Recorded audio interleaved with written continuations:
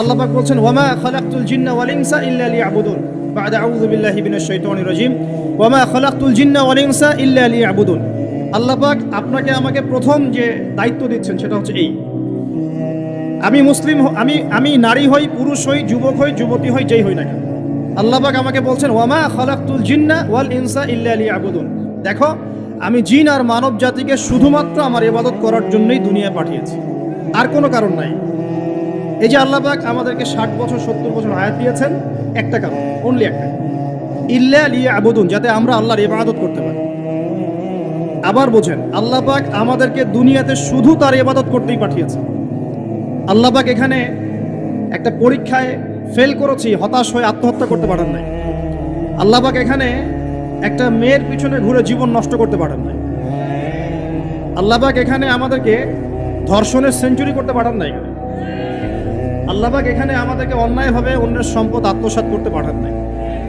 মাদকের যে ভয়াল থাবা চলছে এর মধ্যে নেশায় বুধ হয়ে যাওয়ার জন্য আল্লাহ পাক আমাদেরকে পাঠান নাই। কি জন্য পাঠিয়েছে? পলিটিক্যাল মারামারি করতে আল্লাহ পাঠান নাই আমাদেরকে দুনিয়া। সোশ্যাল ক্ষমতার দ্বন্দ্বে লিপ্ত হওয়ার জন্য পাঠান নাই। মিলস, ইন্ডাস্ট্রিজ এন্ড ফ্যাক্টরিজের নেশায় বুধ হয়ে পরকাল ভুলে যাওয়ার জন্য আল্লাহ এখানে পাঠান নাই। আল্লাহ পাক একটা রিজনে পাঠিয়েছেন, অনলি একটা। এবং এই দায়িত্বটা আল্লাহ পাক কিন্তু কড়াই গন্ডায় উসুল করে নেবেন আমাদের কাছ থেকে। ভাববেন না আল্লাহ পাক এই পুরো মহাবিশ্ব খেলার ছলে সৃষ্টি করেছেন, এমন নয়। আল্লাহ পাক বলছেন আমি এই মহাবিশ্বকে খেলার ছলে সৃষ্টি করি নাই। ওয়ামা খালাকতুল জিন্না ওয়াল ইনসা, বলেন, ইল্লা লিয়াবুদুন, আমি শুধুমাত্র এবং শুধুমাত্র আমার ইবাদত করার জন্যে মানুষ আর জিনদেরকে সৃষ্টি করেছি। জিনকে আমরা দেখি না, আমাদের সাথে জিনরা আছেন। জিনের মধ্যে ভালো খারাপ আছে, ঠিক যেমন মানুষের মধ্যে ভালো খারাপ আছে। আর প্রত্যেকটা মানুষের সাথে একটা করে শয়তান জিন থাকে, যে মানুষকে খারাপ কাজে প্রলুব্ধ করে, যে নিজে খারাপ কাজ জোর করে করায় না, সে শুধু প্রলুব্ধ করে। সে বলে মাদকের মধ্যে শান্তি, ওয়াসওয়াসা দেয়, কাজটা বাস্তবায়ন করেন আপনি। সে বলে যে এটা তো ছেলে মেয়ের ফ্রেন্ড, বয়ফ্রেন্ড গার্লফ্রেন্ড কালচার, বন্ধুত্ব, এটা এমন কিছু নয়, জেনা করেন আপনি। সে বোঝায় যে টাকা পয়সা আর্ন করতে হবে, বউ বাচ্চাকে সিকিউর করতে হবে, সুদটা খান আপনি। সে বুঝায় যে তুই তো একসময় চলে যাবি, সন্তানদের জন্য কি রেখে গেলি, তখন ঘুষটা খান আপনি। সে বুঝায় যে অন্যের সম্পদ যদি আত্মসাৎও করি, শেষ বয়সে কাবা ঘরে গিয়ে হজ করে নিব, ব্যাস, দ্যাটস অল, আমার পুরো আমল নামা চকচকা হয়ে যাবে। এভাবে শয়তান ওয়াসওয়াসা দেয়, কিন্তু কাজটা করি আমরা। কোনো সময় কোনো সময় শয়তান দাড়ি টুপি পাগড়ি জুব্বাওয়ালা মানুষকেও নেক স্রোতে ধোকা দেয়। কোন স্রোতে? এদেরকে বদ স্রোতে ধোকা দেয় না, নেক স্রোতে ধোকা দেয়। সে একটা কাজকে কল্যাণ খায়ের মনে করেই এমন কিছু করে যেটা শয়তান তার সামনে ফুটিয়ে তোলে নেক হিসেবে, কিন্তু আসলে এর পিছনে একটা খারাপ উদ্দেশ্য ছিল। দাড়ি টুপিওয়ালা মানুষকে নেক স্রোতে শয়তান ধোকা দিয়ে ফেলে। কোনো সময় ভিতরে অহংকার জন্ম দিয়ে দেয়, কোনো সময় ডিগ্রি সার্টিফিকেটের কামান্ড নিয়ে আসে, কোনো সময় নারী দিয়ে পথভ্রষ্ট করে ফেলে, আর কোনো সময় অর্থের প্রলোভন দিয়ে পথভ্রষ্ট করে। তো শয়তান কিন্তু কাউকে ছাড়ে না। আমি মূল জায়গায় আসি। প্রথম যে জিনিসটা এই বিশ্বটাকে ধ্বংস করছে এটা হলো বস্তুবাদিতা, যেটা আমাদের এই সমাজের মধ্যে এখন রন্ধ্রে রন্ধ্রে ঢুকে গেছে।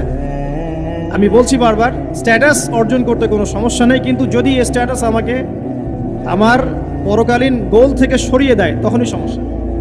কারণ মৌত কাউকে ছাড়বে না, কবরও কাউকে ছাড়বে না, কিয়ামতের মাঠও কাউকে ছাড়বে না। আর আল্লাহ পাকের সামনে আমাদের সবাইকে ইন্ডিভিজুয়ালি হিসেব দিতে হবে, একজন একজন করে। এমন নয় 10 জন আসবে, তারপর 10 জন, তারপর 10 জন। নো, আব্দুল্লাহ তুমি আসো, আব্দুর রহমান তুমি আসো, এই মুহাম্মদ তুমি আসো, এই দাউদ তুমি আসো, একজন একজন করে। সো এই জিনিসটা যদি আমার মাথায় থাকে, তাহলে আমি কিন্তু বস্তুবাদী হতে পারবো না। আমি বলছি দুনিয়া আমার প্রয়োজন। আল্লাহ পাক কি বলেছেন? এই দুনিয়া হচ্ছে সিজনুল লিল মুমিন, নবীজি বলছেন, আর দুনিয়া সিজনুল লিল মুমিন, দুনিয়া মুমিনদের জন্য কারাগার মানে যেখানে আমি স্বতন্ত্র স্বাধীন নই। এখানে প্রশাসন অনেক ভাই বোন আছেন, তারা জানেন কারাগার কি জিনিস, আর যারা 2-1 বার যাওয়া আসা করেছে ওরা জানে কি জিনিস। এখানে আপনার কোনো ব্যক্তি স্বাধীনতা নাই। আপনি আপনার ইস্তেঞ্জা করবেন, শিশি যেতে পারবেন না, আপনি পারমিশন নিতে হবে, তারা নিয়ে যাবে, তারপরে যেতে পারবেন, তাও হ্যান্ডকাপ পরিয়ে। দুনিয়া সিজনুল লিল মুমিন, দুনিয়া মুমিনদের কারাগার। এখানে আপনি খেতে পারবেন না, খাবার আসবে তারপর খাবেন। ঘুমাতে পারবেন না, যখন ঘুমানোর আদেশ দিবে তখন ঘুমাতে পারবেন। তাও কতক্ষণ ঘুমাবেন তাও ফিক্স করা। মানে কারাগার মানে কি? যেখানে আপনার ব্যক্তির স্বাধীনতা চলে না, যেখানে আমি চলবো একটা সিস্টেমের আওতায়। এখন নবীজি বলছেন দুনিয়াটাই হচ্ছে কারাগার। আর এই দুনিয়ায় কেমন করে আমি প্রবৃত্তির দাসত্ব করতে পারি? কেমন করে আমি আল্লাহকে ভুলে নামাজ বাদ দিতে পারি? কেমন করে জাকাত সেই কবে ফরজ হয়েছে, মিল ইন্ডাস্ট্রিজ ফ্যাক্টরিজ করেছি, জাকাত দেই না।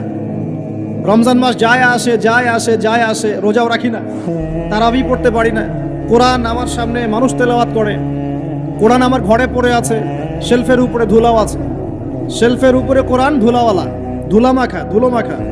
কোরআন পড়ার তৌফিক হয় না, নবীর হাদিসগুলো চর্চা করার তৌফিক হচ্ছে না, ইসলামিক বইপত্র পড়তে পারি না।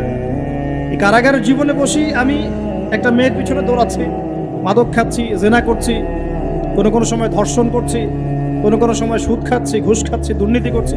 এই কারাগারের জীবনে বসি, যেখানে আমার কোনো ব্যক্তি স্বাধীনতা নাই।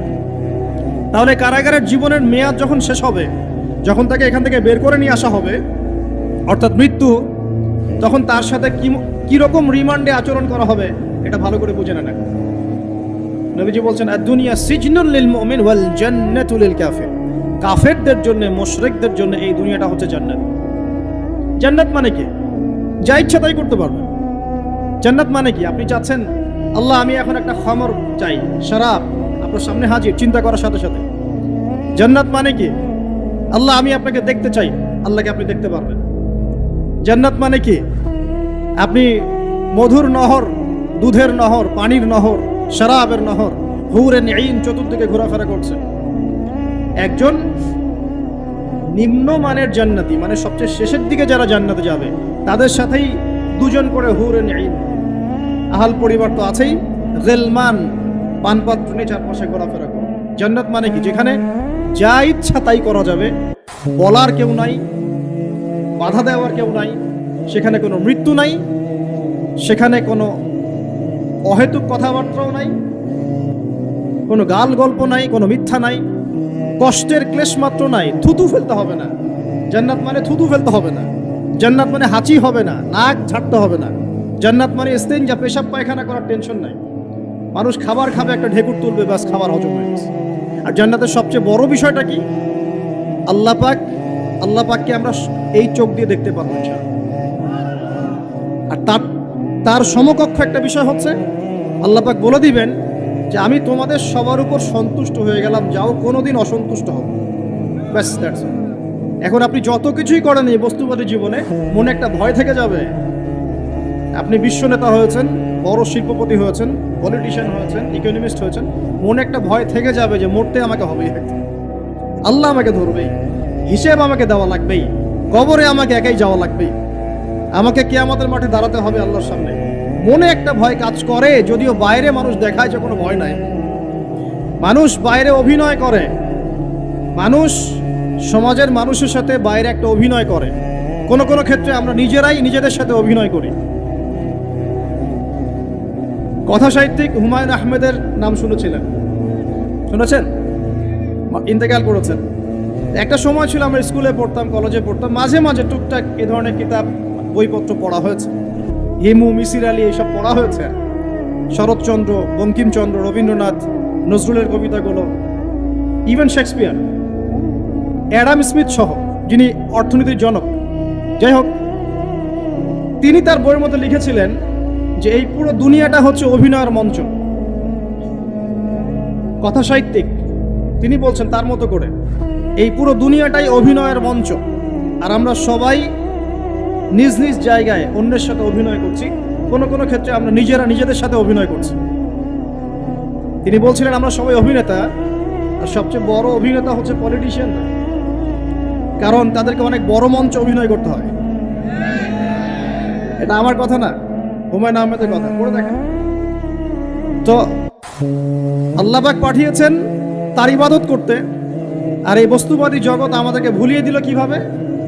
কয়েকটা প্রলোভন দিল। প্রথম প্রলোভন হচ্ছে টাকা, তারপরে জীবনে কি করব, প্রতিষ্ঠিত হওয়ার চিন্তা, তারপরে চাই আরো চাই, এই একটা আকীদা দর্শন, তারপরে আমার স্ত্রী সন্তান আহাল পরিবারের কি হবে। আর আরেকটা দর্শন আছে, এটাকে বলে চারবাক দর্শন। এবং দুঃখের সাথে বলতে হয়, আমাদের রবীন্দ্রনাথ ঠাকুর কিন্তু এই দর্শনের মানুষ ছিলেন। চারবাক কিরকম, তার কবিতা পড়লে দেখবেন লিখা আছে, দুহাতে যা পাও হাত পেতে নাও, দুহাতে যা পাও হাত পেতে নাও, বাকির খাতা শূন্য থাক, বাকির খাতা শূন্য থাক। ঠিক চারবাক দর্শন, এটা ফিলোসফি পড়েছেন, এখানে অনেক টিচারও আছেন আমি জানি, তারা এই কথাগুলো বুঝবেন। চারবাক দর্শন কেমন, ঋণ করে ঘি খাও, ঋণ করে ঘি খাও, যতদিন বাঁচবে সুখে বাঁচবে, এটা হলো চারবাক দর্শন। তো দুহাতে যা পাও হাত পেতে নাও, বাকির খাতা শূন্য থাক, মিল আছে না? ঋণ করে হলেও ঘি খান, যেভাবে হোক ঘি খান, মানে ঋণ করে হলেও ঘি খান, যতদিন বাঁচবেন সুখে বাঁচবেন। তাহলে এই দর্শনগুলো বস্তুবাদী না? বুঝতে পারছেন কিনা? মেটেরিয়ালিজম, বস্তুবাদিতা, মানে আপনি চোখের সামনে যা দেখছেন এই দুনিয়া, যেভাবে হোক অর্জন করে নেন, বাকির খাতা শূন্য থাক। ইসলামিক কনসেপ্ট এ টোটাল ডিফারেন্ট কনসেপ্ট।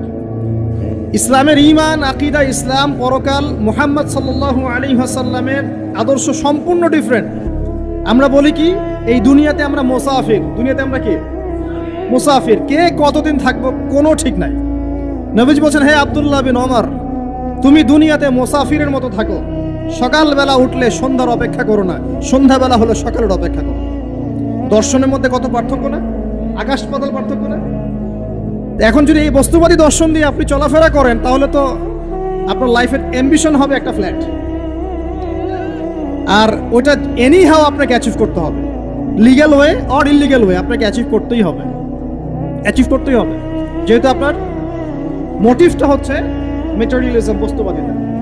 আর নবী সাল্লাল্লাহু আলাইহি ওয়াসাল্লাম কি বলছেন, সকালে ঘুম থেকে উঠলে সন্ধ্যার অপেক্ষা করো না, সন্ধ্যাবেলায় থাকলে সকালের অপেক্ষা করো না। তুমি দুনিয়াতে মুসাফিরের মতো থাকো, তোমার যতটুকুতে দুনিয়া চলে যায় এতটুকুতে সন্তুষ্ট থাকো।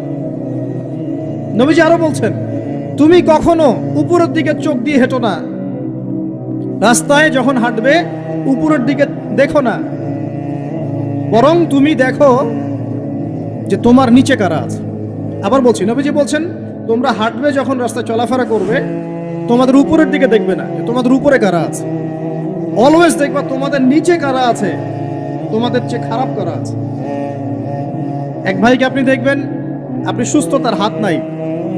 আরেক ভাইকে দেখবেন আপনি সুস্থ, তার চোখ নাই। এক ভাইয়ের পা প্যারালাইজড হয়ে গেছে, এক ভাইয়ের বডি প্যারালাইজড, একজন হার্টের রোগী, একজন ডায়াবেটিসের রোগী।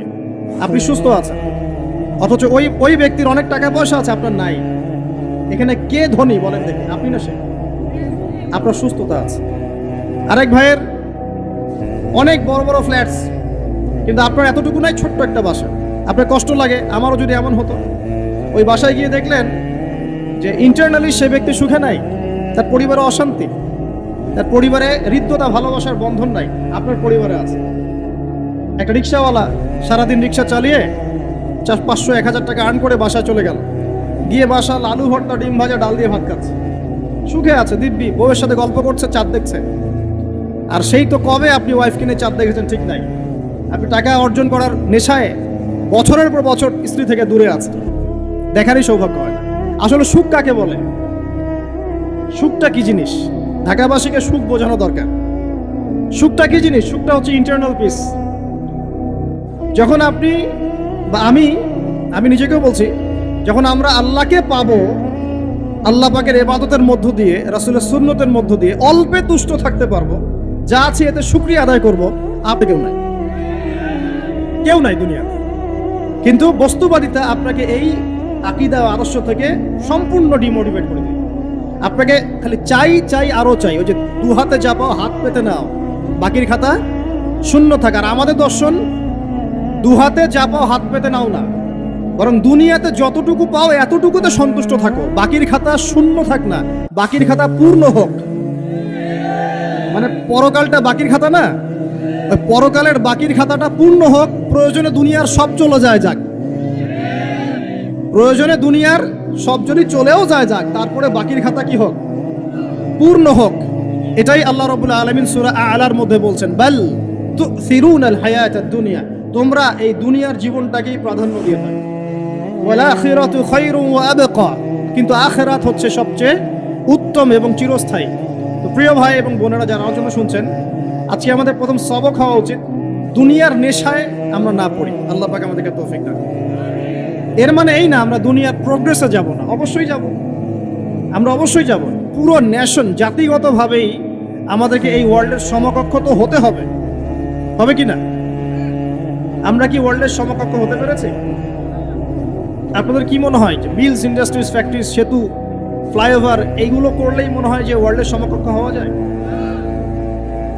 প্রত্যেক জনগণ ভিতর থেকে সুখী কিনা, তাদের অন্ন, বস্ত্র, চিকিৎসা, শিক্ষা, বাসস্থান, এই যে মৌলিক চাহিদা, বেকারত্ব ঘোচানো, 3 বেলা খেয়ে পরে বাঁচা, জীবনের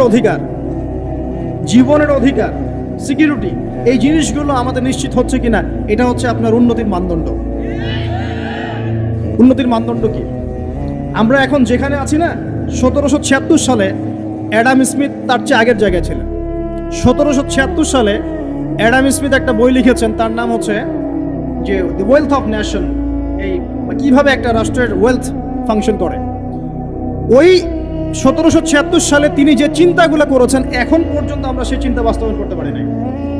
1776 সালের চিন্তা, কিন্তু ওই চিন্তা বাস্তবায়ন করেছে পশ্চিমারা। পশ্চিমা সভ্যতা যেটা আপনি দেখছেন দাঁড়িয়ে আছে, এই একটা বইয়ের উপর দাঁড়িয়ে আছে। যেমন একটা এক্সাম্পল দিই, আলোচনাটা কঠিন হয়ে যাবে, অন্যদিকে যাব। আমরা মনে করি যে অর্থনীতি আমরা নিয়ন্ত্রণ করব, ঠিক আছে, অর্থনৈতিক পুরো বিষয়গুলো আমরা নিয়ন্ত্রণ করে আমরা সমৃদ্ধি নিয়ে আসবো। আসলে বিষয়টা কি জানেন?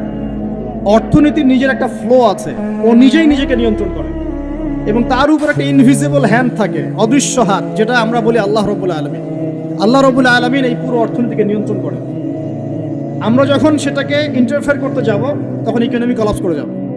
এই যে করছে কলাপস। আরো ব্যাপার আছে, শুধু ব্যবসা, অর্থনীতি, এক্সপোর্ট ইম্পোর্ট, এগুলোকে তিনি জাতির মানদণ্ড বলতেন না। তিনি বলতেন যতক্ষণ পর্যন্ত জাতির প্রত্যেক ব্যক্তির মধ্যে এথিক্স না আসবে, নীতি যতক্ষণ পর্যন্ত না আসবে, আপনি করাপশন থামাতে পারবেন না। তাই হয়েছে না? শুধু ব্যবসা না, আদর্শ কতটুকু আছে? এই যে আপনি দেখছেন বিভিন্ন জায়গায় ভেজাল খাবার খাওয়াচ্ছে, ওদের কি টাকার অভাব আছে? ওদের টাকার কিন্তু অভাব নাই। নেম ফ্রেমের কোনো ঘাটতি আছে? এস্টাবলিশড বিজনেস, তাহলে কেন আপনাকে ভেজাল খাওয়াবে? কারণ তার মধ্যে এথিক্স নাই, নীতি নাই। এই জন্য জাতির প্রত্যেক সদস্যকে, মানে প্রত্যেক জনগণের প্রত্যেককেই আগে নীতিগত শিক্ষা দেওয়া উচিত। আর এই কাজটাই করে ইসলাম, বলে সুবহানাল্লাহ। এই এথিক্স এবং নীতি শেখায় কে? ইসলাম। ইসলামের চেয়ে সার্বজনীনভাবে এবং যুগোপযোগীভাবে কেউই এথিক্স শেখাতে পারবে না।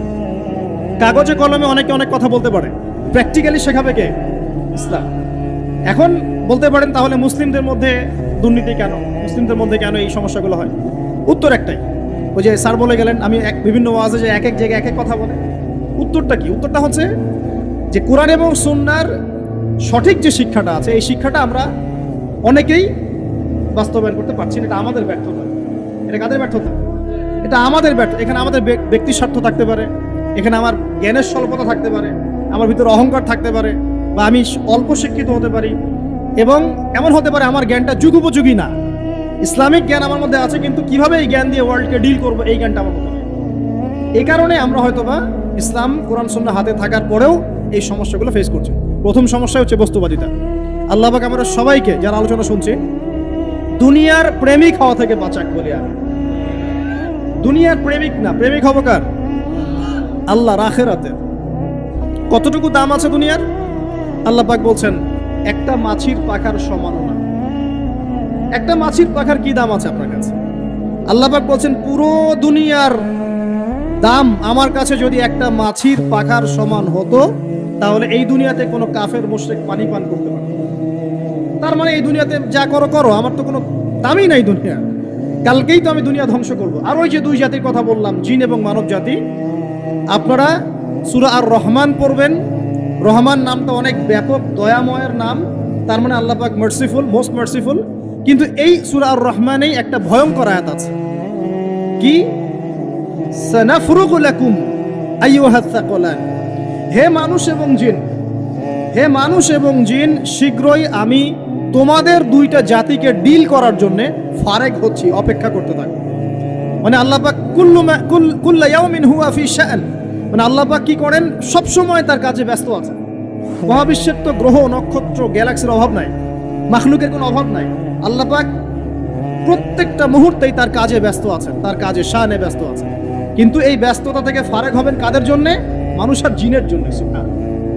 মানুষ আর জিনের জন্য। আল্লাহ পাক বলেন সানাফরুগু লাকুম আইয়ুহাস সাকলান, দাঁড়াও, দুনিয়ার মধ্যে এই সব করে বেড়াচ্ছ, তোমাদের দুই জাতির জন্য আমি অচিরে ফারেক হব ইনশাআল্লাহ। ওইটাই হলো কিয়ামতের দিন। যদি ওই দিনটা আমরা মাথায় রেখে চলি, ইনশাআল্লাহ আমরা কেউ বস্তুবাদী হব না ইনশাআল্লাহ। আল্লাহ পাক আমাদের সবাইকে দুনিয়া মুসাফিরের মতো থাকার তৌফিক দান করুন। আমরা উন্নতি করব, অবশ্যই অগ্রগতি করব, আমরা সবকিছুই করব, কিন্তু দুনিয়ার পূজায় ডুবে যাব না। এটা একটা বড় চ্যালেঞ্জ। মানে মধ্যমপন্থী থাকতে হবে, না একদম গোলালু মার্কা আর না চরমপন্থী, মাঝামাঝি থাকার চেষ্টা করতে হবে। আল্লাহ তৌফিক দান করুন। ঢাকাবাসীর জন্য এর চেয়ে বড় কোনো নসিহত হতে পারে না। ঢাকা থেকে, ঢাকার মতো যত মানে সিটিজ, মেগা সিটিজ আছে সারা ওয়ার্ল্ডে, তাদের জন্য এটাই প্রথম নসিহত, বস্তুবাদিতা ত্যাগ করতে হবে। বস্তুবাদিতা। আল্লাহ পাক আমাদের সবাইকে বাকির খাতা পূর্ণ করার তৌফিক দান করুন। এখন একটা লক্ষ্য পেলাম, কি জন্য দুনিয়া এসেছি? আল্লাহর ইবাদত করার জন্য। এখন অনেকে ভুল বুঝে প্রশ্ন করতে পারে, তাদের জ্ঞানের স্বল্পতা। আমি ওদেরকে দোষারোপ করব না, কারণ আমাদের শিক্ষার সমস্যা আছে। আমরা তো সবার মাঝে ইসলামিক সার্বজনীন শিক্ষা দিতে পারছি না।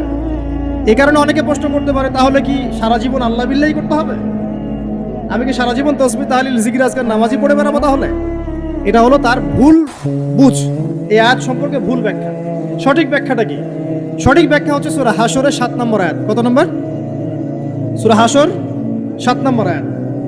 আল্লাহ পাক বলেন, ওয়ামা আতাকুমুর রাসূলু ফাখুযুহু। রাসূলুল্লাহ সাল্লাল্লাহু আলাইহি ওয়াসাল্লাম তোমাদেরকে যা যা দিয়েছেন সব নিয়ে নাও। ওয়ামা নাহাকুম আনহু ফান্তাহু। রাসূল যা থেকে বিরত থাকতে বলেছেন সমস্ত বিষয় থেকে দূরে থাকো। এখন এই আয়াতটাকে সামনে রেখে কোরআন সুন্নাহকে যদি আমরা ঘাঁটি, আমরা দেখব রাসূলুল্লাহ সাল্লাল্লাহু আলাইহি ওয়াসাল্লাম পেশাব পায়খানা ইস্তিনজা করা থেকে শুরু করে রাষ্ট্র চালানো পর্যন্ত প্রতিটা কাজের হেদায়েত দিয়ে গেছেন। আলহামদুলিল্লাহ। এটা কেউ মানি বা না মানি, দিয়ে গেছেন, এটা বিশ্বাস করতে হবে। আমল করতে পারি বা না পারি, নবী দিয়ে গেছেন, বিশ্বাস করতে হবে।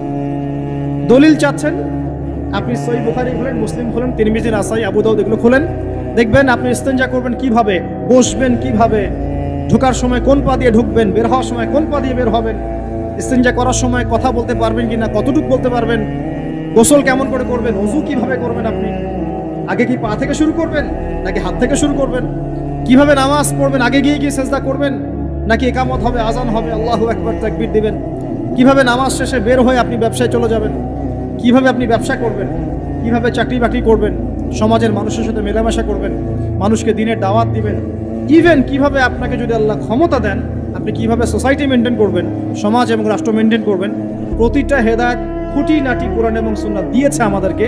এই বিশ্বাস আগে রাখতে হবে। এই বিশ্বাস না রাখলে কেউ মুসলিম হতে পারবে না। I am very sorry to say, এই বিশ্বাস না করলে কেউ মুসলিম হতে পারবে না। আগে বিশ্বাস, তারপরে কাজ করতে পারেন কিনা সেটা পরের ইস্যু। এবং আমি বলে দিচ্ছি, এই যুগে আপনি 100% পারবেন না। সিম্পল, এই যুগে আপনি 100% পারবেন না, এটা স্বাভাবিক। কারণ এই পুরো বিশ্বটা তো ইসলামাইজড না। পুরো বিশ্ব কি ইসলামাইজড? বরং পুরো বিশ্বটা কুফরের উপর আছে। কিসের উপর আছে?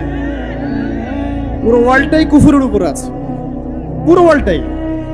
একটা এক্সাম্পল দিয়ে আমি প্রমাণ করতে পারি, একটা এক্সাম্পল খালি। আল্লাহ পাক বলছে সূরা মুলক, রাতের বেলা পড়তে হয় না সূরা মুলক? রাতের বেলা সূরা মুলক পড়তে হয়, যে পড়বে তার কবরের আযাব হবে না ইনশাআল্লাহ। কবরের আযাব থেকে আল্লাহ পাক তাকে বাঁচাবেন ইনশাআল্লাহ। সূরা মুলক তেলাওয়াত করতে হবে রাতের বেলা। এই সূরার প্রথম আয়াতে আল্লাহ বলেছেন, তাবারাকাল্লাযী, বরকতময় সেই আল্লাহ, বিয়াদিহিল মুলক, যার হাতে পুরো মহাবিশ্বের ক্ষমতা। কার ক্ষমতা? তাবারাকাল্লাযী বিয়াদিহিল মুলক, বরকতময় সেই আল্লাহ যার হাতে পুরো মহাবিশ্বের ক্ষমতা, সার্বভৌমত্ব। ক্ষমতার বাংলা কি বলতে পারি আমরা? এটাকে ইংরেজিতে আপনারা কি বলেন? আপনারা বলেন সভারেন্টি। কি বলেন? সভারেন্টি বিলংস টু আল্লাহ। এখানে সভারেন্টি বিলংস টু কে? আল্লাহ। কিন্তু এই পুরো বিশ্বের সার্বভৌমত্বের মালিক কি এখন আল্লাহর বাকি আছে? মানুষ নিজের হাতে নিয়ে নিয়েছে। কথা বুঝতে পারছেন না? পুরো বিশ্বে আল্লাহর সার্বভৌমত্ব চলে এখন, মানুষের সার্বভৌমত্ব চলে এখন। তো পুরো ওয়ার্ল্ডটাই কুফরের উপর আছে না? বিশ্বটাই কুফরের উপর। এখন বাদ দেন, এই ওয়ার্ল্ডে আপনি 100% ইসলাম ডিল করতে পারবেন না। সিম্পল, কিন্তু আগে বিশ্বাস করেন যে একদম টয়লেট থেকে শুরু করে আসমান পর্যন্ত সবকিছুই হেদায়েত কোথায় আছে, কোরআন শুনে আছে কি নাই? এখন মানতে পারি না, সেটা আলাদা ইস্যু। কেউ বিশ্বাস করেছে, মানতে পারে না, আল্লাহ তাকে মাফ করে দিবে ইনশাআল্লাহ। বিশ্বাস করেছি, মানতে পারিনি, আল্লাহ মানে বিশ্বাস করেছি, আমল করতে পারি নাই, হে আল্লাহ আমল করতে গিয়েছি, প্রতিবন্ধকতা পেয়েছি, সমাজ এমন ছিল না, বিশ্ব এমন ছিল না, আমি পারি নাই, আল্লাহ মাফ করে দাও। ইনশাআল্লাহ আল্লাহ মাফ করে দিবেন ইনশাআল্লাহ। কারণ আল্লাহ পাক বলেছেন, কারো আমল নামায় যদি শিরকের পাপ না থাকে, যে কোনো গুনাহ আল্লাহ যাকে ইচ্ছা মাফ করে দিবেন। আমল নামায় খালি শিরকের পাপ রাখা যাবে না, যে কোনো গুনাহ আল্লাহ যাকে ইচ্ছা মাফ করতে পারেন। বুঝাচ্ছি, মনে করেন একজন জেনা করেছেন, আল্লাহ মাফ করুক। ওই জেনাকার ব্যক্তি যদি বিনা তওবাতেও মারা যায়, তওবা করে নাই, বিনা তওবাতেও মারা যায়, কালকে আমাদের মাঠে আল্লাহ পাক তাকেও মাফ করতে পারেন।